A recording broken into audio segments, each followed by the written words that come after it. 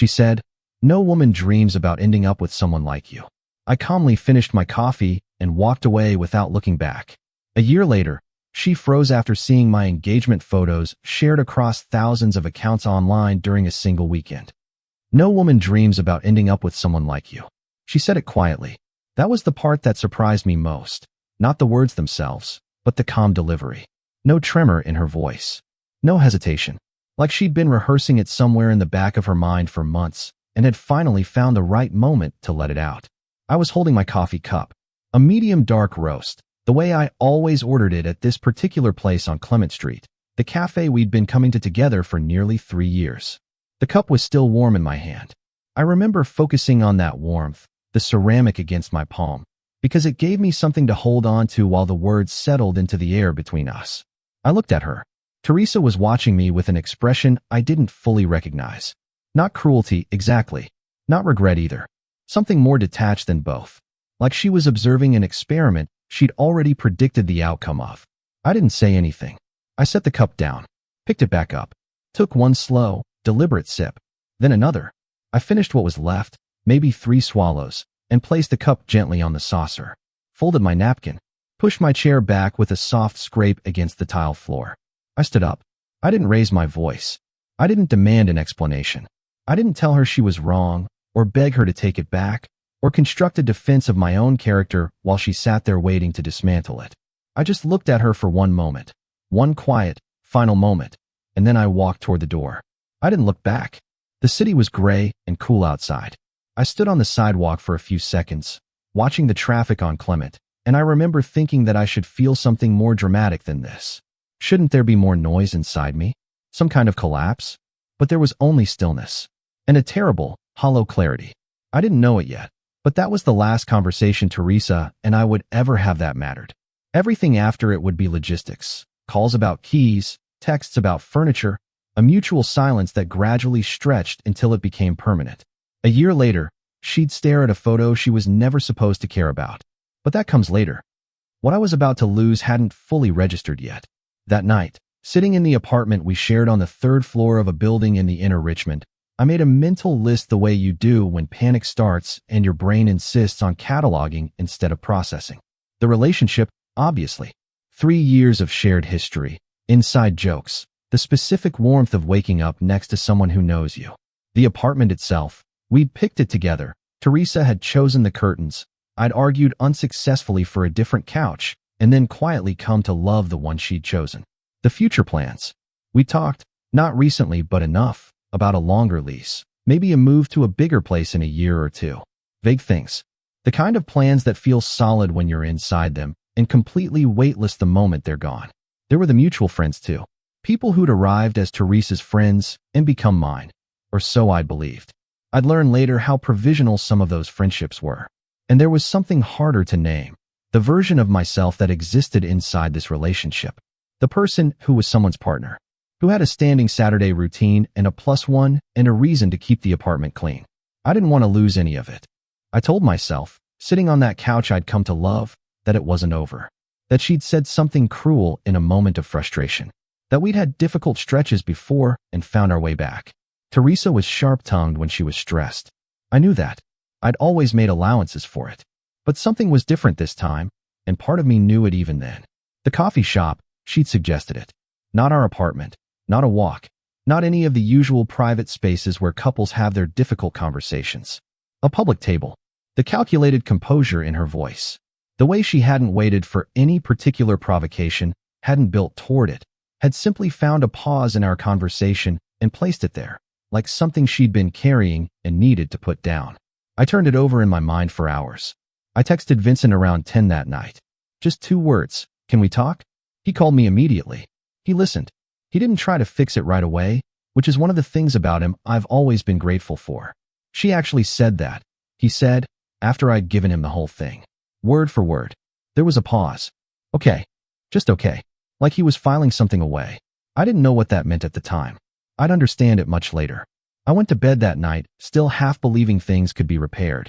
Still not quite ready to look directly at what had just happened. I didn't realize it then, but that moment changed everything. If you enjoy real stories like this, subscribe, because what happened next changed everything for me. We met at a gallery opening. One of those events that nobody actually cares about the art at, a networking event with paintings on the walls. Teresa was standing in front of a large canvas that was mostly blue, and she was clearly not looking at it. She was scanning the room with this sharp, assessing quality I found immediately interesting. I made a joke about the painting, something half clever, half nervous. She laughed, a real one, not the polite gallery laugh, and turned to face me, and I remember thinking she was the most put-together person I'd seen in a long time. Not cold, just certain of herself in a way I found genuinely attractive. We talked for almost 2 hours. The event emptied around us, and we barely noticed. She was an account manager at a marketing firm, ambitious and smart, with strong opinions about everything from film to urban planning. I was in my second year working as an operations analyst at a mid-sized logistics company. Not glamorous, but I was good at it, and I knew it. I had a plan. It was slower than I would have liked, but it was real. We had dinner 4 days after the gallery, and again the following week. By the 3rd month, we were spending most weekends together, and by the 6th, she'd left a drawer's worth of clothes at my place. What I loved about her, what I genuinely loved, was the sharpness. The way she'd cut through vague thinking in a conversation and locate the actual question inside it. She had a quality of attention that made you feel, when she was interested in you, like the most compelling person in the room. And she was funny in the way I like, dry, a little dark, timing dependent. We had traditions that were ours. Sunday mornings with pastries from a Vietnamese bakery 3 blocks away. A running argument about the best season of a show neither of us had finished. A thing we did at restaurants where we'd quietly narrate what we imagined the other tables were fighting about. Small things. The kind that accumulate into the texture of a shared life. I believed, for most of those 3 years, that we were headed somewhere. Not just together in the present tense, but genuinely towards something. Looking back now, I can find the signs. Not the dramatic ones. Those would have been easier to process. The signs I missed were smaller, almost imperceptible unless you knew what to look for. The way she'd sometimes introduce me to people she knew and move quickly past my job title, like she was trying to outrun it. A comment here and there, delivered as jokes, about ambition or money or what other people she knew were doing professionally. I noticed these things and chose the most favorable interpretation available. That's what you do when you're inside something. You choose the reading that lets you stay. The first sign I couldn't fully explain away happened at her firm's holiday party. I'd taken care to dress well. I wasn't oblivious. I understood these things mattered to Teresa. We arrived together, and she was immediately absorbed by colleagues. That was fine. I found people to talk to, held my own. At some point, I crossed the room and caught the tail end of a conversation. Teresa was talking to a woman I didn't know, laughing about something. Then she glanced up, saw me approaching, and something shifted in her face. Just briefly. A micro-expression, a flash of something between adjustment and mild inconvenience, before she smiled and introduced me. I told myself I'd imagined it, but I hadn't. Over the following months, the shift was gradual but consistent. More comments about where I was professionally. More references to men she knew at work, someone who'd just gotten promoted, someone who'd just closed some deal, woven into ordinary conversation with a frequency that started to feel intentional. I'd answer, explain my own trajectory, make my case. And she'd nod. That particular nod, which I eventually recognized as the one she gave when she'd already decided something and was waiting for me to catch up. I'm just saying, she told me once over dinner, that you've been in the same position for almost 2 years. I'm building towards something, I said. Everyone says that. I let it go. I was good at letting things go. There was a dinner with her friends, people I knew moderately well, where a conversation about career advancement turned into what felt, from where I was sitting, like a coordinated assessment of my situation. No one said anything directly harsh, but there was a particular quality to the questions aimed at me, probing in a way that was just subtle enough to maintain plausible deniability. Afterward, Teresa was quiet in the car. I asked what was wrong. Nothing, she said. I'm just tired. Rodney, who worked in the same building as me at the time and had become a genuine friend, noticed things from the outside that I couldn't see from inside. He mentioned it carefully once, over lunch, in the oblique way people approach uncomfortable observations. Does she come to your work things? He asked. Usually, yeah. And when she's there, he paused. Never mind. What? He looked at his food. She just sometimes seems like she's counting down the minutes, man. That's all I'll say.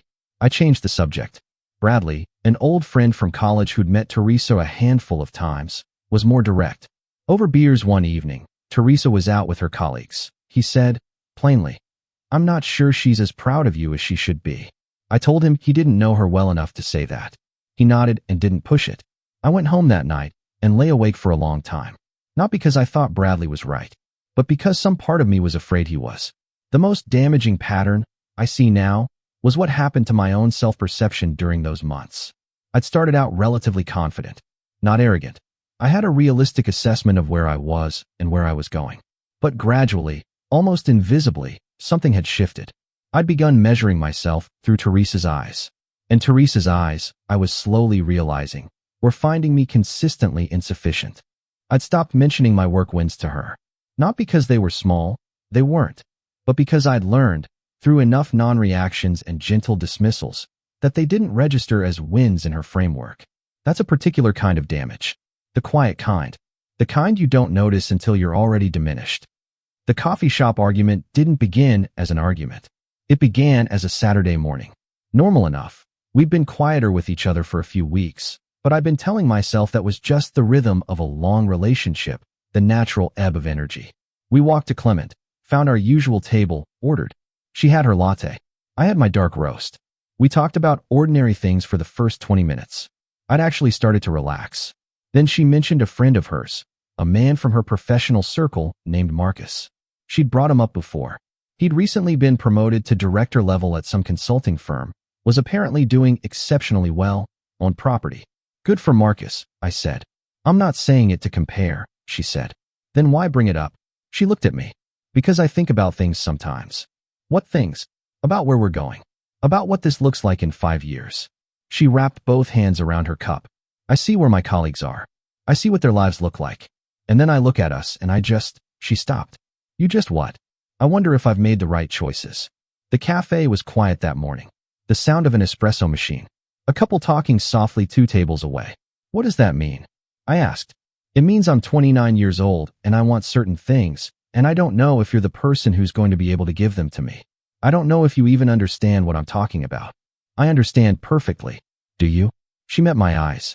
Something in her had settled into a resolve she'd apparently been building toward for a while. You're a good person. I know that. But good isn't enough. Not for the life I want. Not for the life I've been working toward. She paused. No woman dreams about ending up with someone like you. There it was. The full sentence. In all its particular sharpness. I've thought about that moment many times in the year that followed. And what strikes me most, looking back, is how complete it was. How she'd managed, in 10 words, to say exactly what she'd been gesturing toward for months with the comments and the looks and the micro-expressions. She wasn't angry when she said it. That's important. Anger would have meant there was still something alive in her, some emotion with heat in it. This was different. This was a conclusion. Something she'd reasoned her way to over a long stretch of time and finally said out loud. I sat with it for a moment. I thought about defending myself. I had a response forming, a real one, not reactive but substantive, about trajectory and patience and the difference between where someone is and where they're going. I thought about making the case. And then I decided not to. Not because I couldn't, but because I suddenly understood that none of it would matter. You can't argue someone into believing in you. You either fit their vision or you don't. Teresa had already decided. I suspected, decided some time ago. This conversation wasn't a negotiation. It was a notification. So I finished my coffee. I did it slowly and deliberately, not as a performance, but because the warmth of it was the only uncomplicated thing available to me at that moment. I stood up. I looked at her once. And I walked out. Outside, the city continued its Saturday morning. Buses moved. People walked dogs. Somewhere nearby, someone was laughing loudly at something. The world had no interest in what had just ended at that table. I didn't look back through the window. I considered it and decided against it. I walked 6 blocks before I stopped, stood on a corner, and allowed myself to feel exactly how much it hurt. It hurt considerably. The first 2 months were the kind I wouldn't wish on anyone. Not the dramatic grief, no sleepless screaming, no destructive episodes. Just the persistent low-grade weight of a life that suddenly had gaps where something used to be. The Sunday mornings, specifically, I'd wake up without an alarm and lie there for a few minutes before remembering. And the remembering had a specific quality of loss that would take a while to grow accustomed to. I moved out of the apartment. Teresa didn't ask me to. We discussed it with administrative calmness, and I'd volunteered. I found a one-bedroom in the Sunset District. Cheaper, smaller, mine. It was fine. It was also, for those first weeks, very quiet in a way that felt pointed. I called Vincent a lot during that stretch. He'd come over sometimes, and we'd watch basketball and not talk about it, which was exactly right. Bradley texted consistently. Even Rodney, who I'd mostly known as a work friend, showed up in a way I hadn't expected. Lunch twice a week. Easy check-ins. The kind of steady, low-drama support that turns an acquaintance into something more. But evenings alone were their own thing. I had a lot of time to think, and at first the thinking was mostly unproductive. Replaying things. Wondering what I could have done differently. Constructing alternative histories in which I'd been sharper, more successful, more whatever it was Teresa had been measuring me against. This is the grief that doesn't get discussed much, not just losing the person, but the extended post-mortem where you're trying to determine your own culpability. The nights where her voice was very clear in your head saying no woman dreams about ending up with someone like you, and you're not sure yet whether she was wrong. I started going to therapy in the second month. This was Vincent's suggestion, delivered with his characteristic lack of drama. Have you considered just talking to someone about it? As if it were obvious. I resisted for about 2 weeks on some vague grounds of self-sufficiency, then made the call.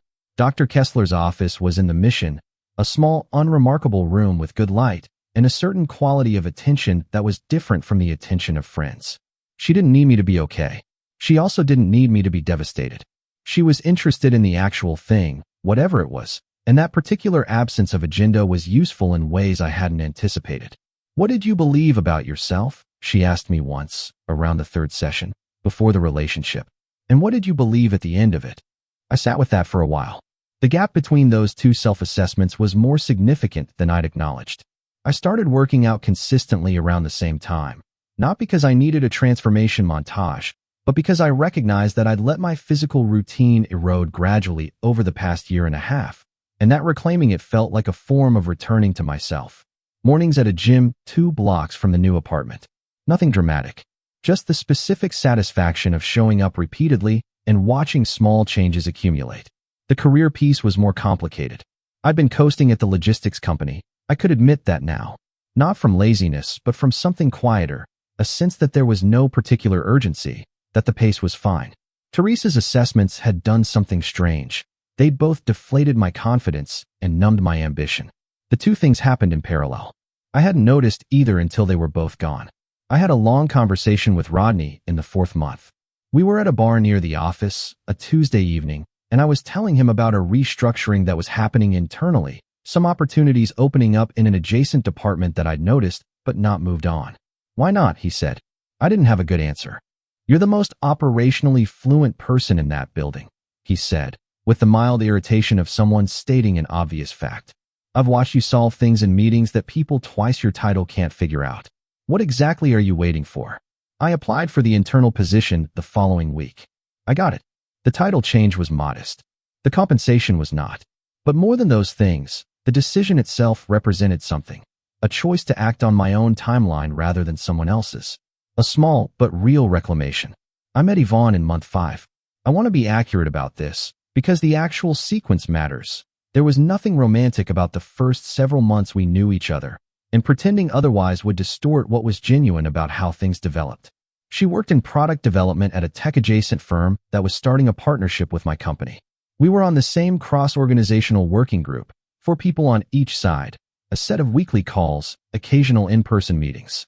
She was precise and prepared and asked excellent questions. I noticed, after the first couple of meetings, that she had the quality Teresa had once had, the sharpness, but deployed differently. Not to assess and find wanting, to build toward understanding. We talked at the edges of meetings. Then, occasionally, outside of them. Coffee twice, which were unmistakably professional coffees. Whiteboards referenced, deliverables discussed. Then, somewhere around the 3rd month of working together, something began to feel less purely professional without either of us naming it. I was careful, deliberately careful, and not for performative reasons. I was still doing the work. Therapy was still regular. My understanding of what I'd absorbed from 3 years with Teresa, the specific ways I'd allowed her framing to become mine, was still actively in progress. I didn't want to take all of that unfinished inventory into something new. Yvonne, for her part, seemed in no hurry either. She had her own fullness to her life, close friendships, interests that predated me and would post-date me regardless of what happened between us. She was not waiting to be someone's project or someone's compensation story. That, more than anything, was what drew me toward her over time. By month 8, the coffees were personal coffees. We'd stopped pretending otherwise. By month 10, we were spending weekends together. By month 11, the apartment that had felt pointed in its silence had begun to feel like a home. It was Bradley who first told me. We were hiking, a trail in Marin he'd been recommending for 2 years that I'd finally agreed to do. Maybe 9 months after the coffee shop, and somewhere around the halfway point he mentioned Teresa in a tone that suggested he'd been considering whether to bring it up for a while. She's been talking to people, he said. Mutual people. Talking how? Not viciously. Just, he looked for the word. Positioning. I didn't say anything. The trail was narrow there, single file, and I was behind him. She told a couple people that she broke things off because you had different ambitions. That she'd tried to have the conversation about the future and it hadn't gotten anywhere. He paused. She made it sound like she'd been patient with a situation that wasn't going to change. I absorbed this. She's telling a version that makes her the pragmatic one, I said. Yeah. The story made a particular kind of sense when I placed it against the events I knew. Not angry, Teresa. Never angry. The composure was consistent with the persona she'd constructed. She'd ended things not out of frustration or cruelty, but out of clear-eyed assessment. This was the narrative. The reasonable, forward-thinking woman who'd recognized an incompatibility before it cost her anything further. What the narrative omitted, what I'd only begun to understand through the distance of months, was how long that assessment had been running. Not just in the final weeks. For years. Rodney, who'd apparently had more visibility into Teresa's professional social world than I'd realized, filled in some pieces. Carefully, over time, the way a considerate person reveals difficult information, in increments, never all at once, making sure you're ready before the next part. She'd been making comparisons long before she made them to my face. Colleagues of hers, people she trusted, had been hearing her concerns about where I was professionally for at least a year before the coffee shop. The assessments were delivered calmly, as Teresa always did things, not as complaints, but as observations. He's good, but he's thoughtful, but he has potential, but the but was apparently permanent. There was something else Rodney told me, months after the rest of it. Hesitant enough that I had to ask twice. She'd apparently told a close colleague, shortly before our breakup, that she didn't see the point in waiting around for someone's potential to arrive. That she'd rather be with someone who was already there. She'd been talking about me. When I heard that, I sat with it for a while. Not with anger. By that point the anger had passed through and dissolved. With something more like recognition. The last reframing, the one that completed the picture. Every moment I'd wondered if I was imagining things. The holiday party expression, the dinner with her friends, the increasingly frequent references to successful men I didn't know. Turned out to have been real. Not imagined. Not my insecurity projecting. Real. Which meant the self-doubt I'd accumulated hadn't been a response to my own failures. It had been a response to a sustained, consistent, quiet campaign by someone who decided she was waiting for something better. The breakup hadn't been caused by the coffee shop. The coffee shop had only been where it arrived at a final address. I told Dr. Kessler this in a session shortly after, and she listened, and then she said, "How does understanding that change how you feel about the year you spent doubting yourself?" I thought about it for a long time. "It doesn't undo it," I said finally. "But it changes what I think the doubt meant. It wasn't information about me. It was information about her." She nodded in that particular way of hers. I walked out of that session feeling lighter than I had since before the coffee shop. I proposed to Yvonne on a Saturday evening in late April. We'd gone back to a restaurant in Hayes Valley where we'd had our first genuinely personal dinner. The one where we'd stopped pretending it was professional and ordered a bottle of wine and talked until the staff were politely stacking chairs. The ring was something I'd picked carefully, with Vincent's input and Bradley's opinion and Rodney's characteristic straight-faced assessment. Yeah, she'll like that. I'd been certain she'd say yes. Not in the way that erases the nervousness. The nervousness was entirely present, but underneath it, the kind of certainty that comes from knowing someone well enough to understand what they want. I knew what Yvonne wanted. I was it, and she was mine. She said yes. We held each other for a while in the middle of that restaurant while the people around us did the things strangers do when they witness a proposal. The slight lean, the soft congratulations. A woman at the adjacent table actually teared up. Yvonne laughed at this and pulled me closer. Her friend Sasha had been stationed around the corner with a camera. Yvonne didn't know about Sasha. That had taken some coordination. The photos were extraordinary. The light in that restaurant at that hour, the way Yvonne looked in that particular moment, the unmanufactured quality of genuine emotion. Sasha posted them that night. I have to be honest, I had no expectations. I knew Sasha had a following of some size on her photography account, but I didn't know exactly what that meant in practice. We went home that evening completely absorbed in ourselves, ordering delivery, calling our families, existing in the specific warmth of a night that belongs entirely to two people. By Sunday morning, something had happened. Yvonne's phone was going when I woke up. Notifications stacking. She was reading something with a look that moved between surprise and delight. Sasha's photos, she said. They'd been shared, not a little, but widely. One of the images had apparently hit some combination of timing and composition that caused it to circulate, and by Sunday afternoon the post had been shared across thousands of accounts. Food and lifestyle accounts. Photography accounts. A few larger pages that aggregated proposal content. Comments from people neither of us knew, moved by something they'd seen in a photo taken in a restaurant in Hayes Valley on a Saturday evening. We spent most of Sunday in a pleasant daze. Phone calls, texts, people we hadn't spoken to in months reaching out. It was overwhelming in the warmest possible way. Vincent texted, "This is everywhere, man. You good?" Bradley called, laughing. Rodney just forwarded me the post. "You're internet famous. Is this what you wanted?" It wasn't what I'd wanted or planned, but it was something. At some point on Sunday afternoon, a notification arrived on my phone from an old connection, someone from the mutual social circle that had largely dissolved after Teresa. A brief message. "Hey, saw the photos. Congratulations." "Really?" I responded briefly and thought nothing more of it. But later, much later, I'd learn what had been happening on the other side of that news.